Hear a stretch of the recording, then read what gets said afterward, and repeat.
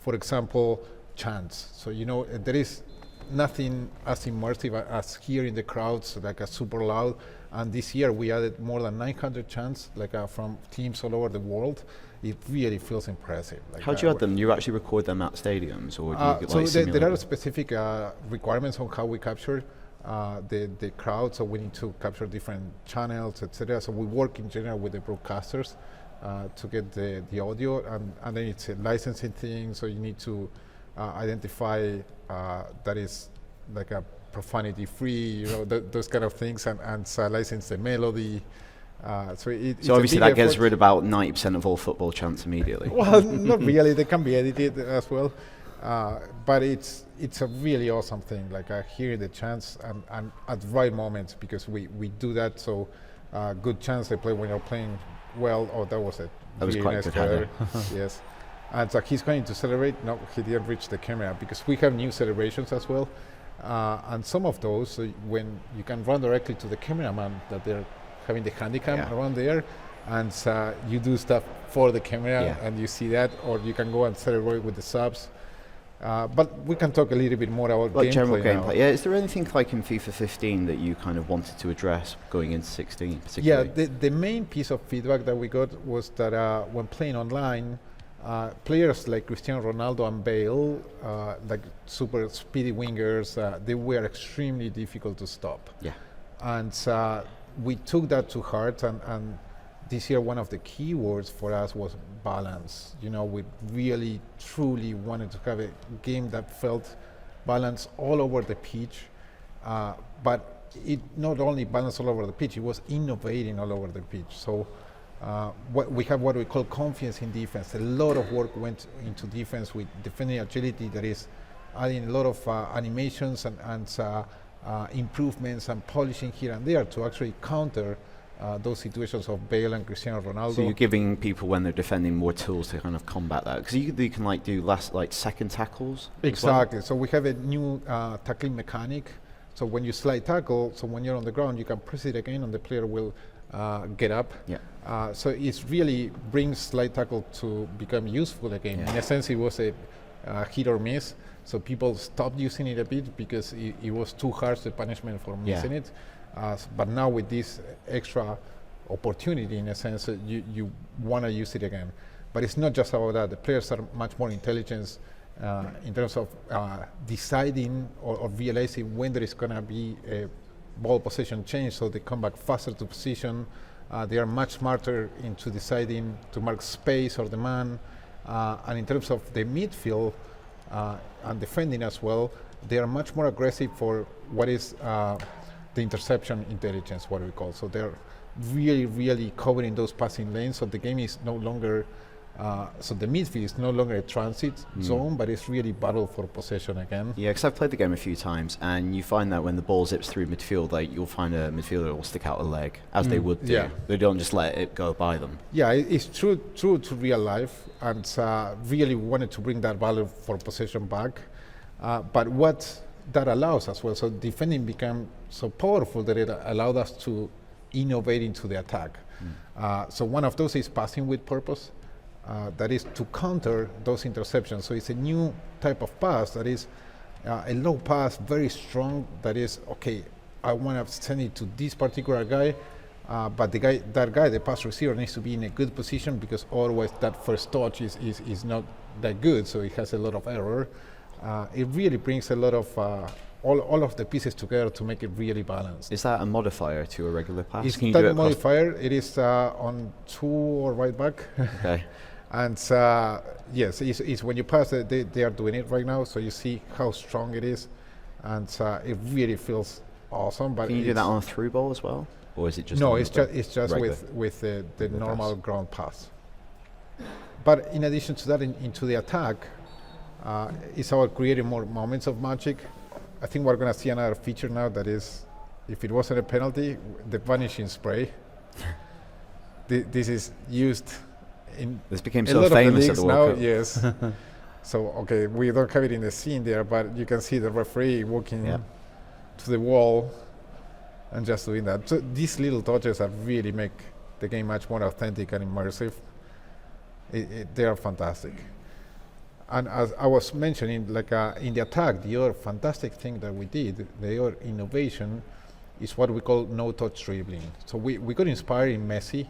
So Leo Messi is a player that when he dribbles, one of the things that he does particularly well is without touching the ball, just moving his body, like doing body feinting to leave players behind.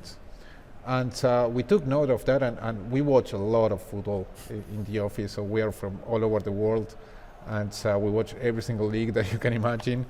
And we wrote down like, okay, so let's watch League Two, League One in England.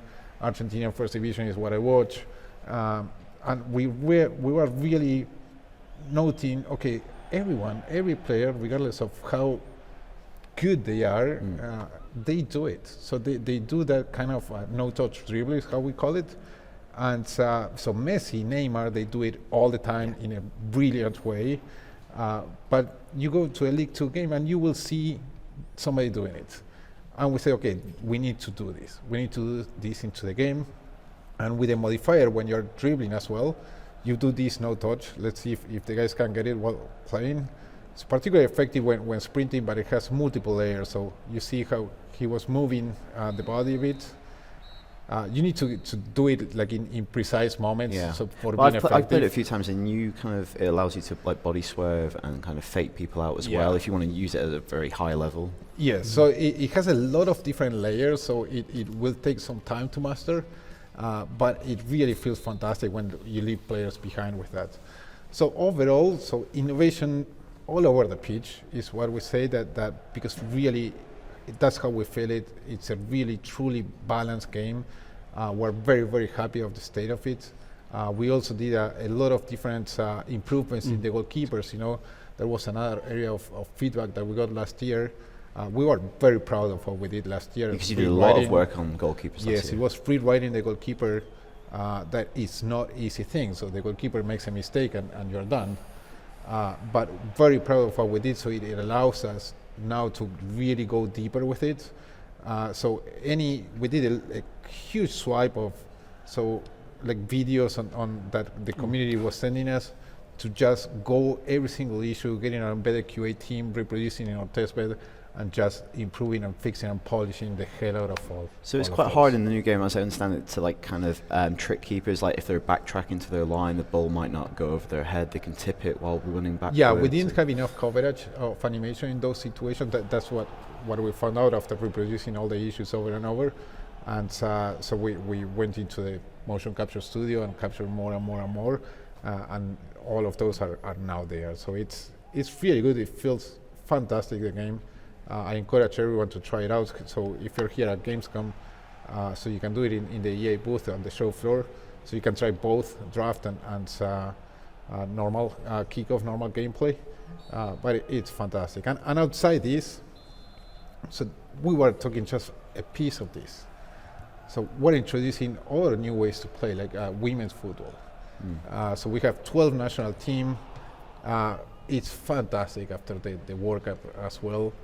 There was, all the people watching that and really realizing that women's football, it's part of football as well. Yeah, it was great because that was the announcement that actually led the announcement of FIFA 16 was the 12 women's teams. It's interesting with that. Is the gameplay different in any way for the? It is. Yeah. So it is. What are those kind of differences? So I tell you, primarily I think so. EA Sports FIFA is a celebration of the world of football. It's a celebration of football, and football is worldwide. Women's football is part of that, and that's why it must be there as well. But the amount of things that we did for doing it well, because that's how we like doing things. That's our aim is always doing it as perfect as we can. So what we did is we have audio, like the crowd, that we recorded specific women's matches to capture the crowd audio and put that into the game. Player calls, just the localization of the game. So English is primarily neutral. So the player, it works both for women and men. But if you check Portuguese, Spanish, French, it's gender specific. Right, so you have in Spanish, so I'm Spanish native speaker, it's of el course, jugador for a man and la jugadora for female. So a lot of effort into localization-wise. Imagine that we have a legacy of how many years of commentary that was almost 40% recording, 40% of all the assets again, just to be female-specific. So we have in English as well, like she shoots, she passes, those kind of things. And like a commentary about hockey players like Abby Wambach, like a really banter about the stuff. So that's just audio and localization. But then gameplay, the big discussion was our attributes. And the attributes, we decided, okay, women are just comparable with women, so we are not going to do a 94 Messi comparable to a 93 Alex Morgan. And based on that, so we went through every single component that we have on our gameplay systems, and so we used the necessary modifiers so gameplay feels authentic to women football as well. Like that, so women's football, you have much more space, it's less physical, and in general, so players tend to shoot high the ball because keepers are not as tall. So all those little nuances, if you try it out, you will feel it different. You will feel okay. It's much more authentic to women's football. And the character models are different as well. They're very specific. They've been not modeled on the anatomy of women. It's rather than just like changing the heads on them. No, absolutely. So we replaced. So we recreated a new player rig. So we have new body scaling technology. We optimized our rendering so we could do physics on the ponytails because most of the female players use ponytails. So we have physics for each ponytail, which is it's fantastic, And then we also capture the likeness of most of the players. It's a true representation of women's football, and I'm really proud of it. And the other big feature that I want to mention is a trainer. So we like people to get into the game, to learn the game faster, and even experienced people to learn new ways of how to perform the game. There is a trainer. Okay, the game. We saw it a bit earlier as well. It's kind of an overlay that shows you in that moment what your options are as a player. It's showing you some of the options because FIFA has more than 70 different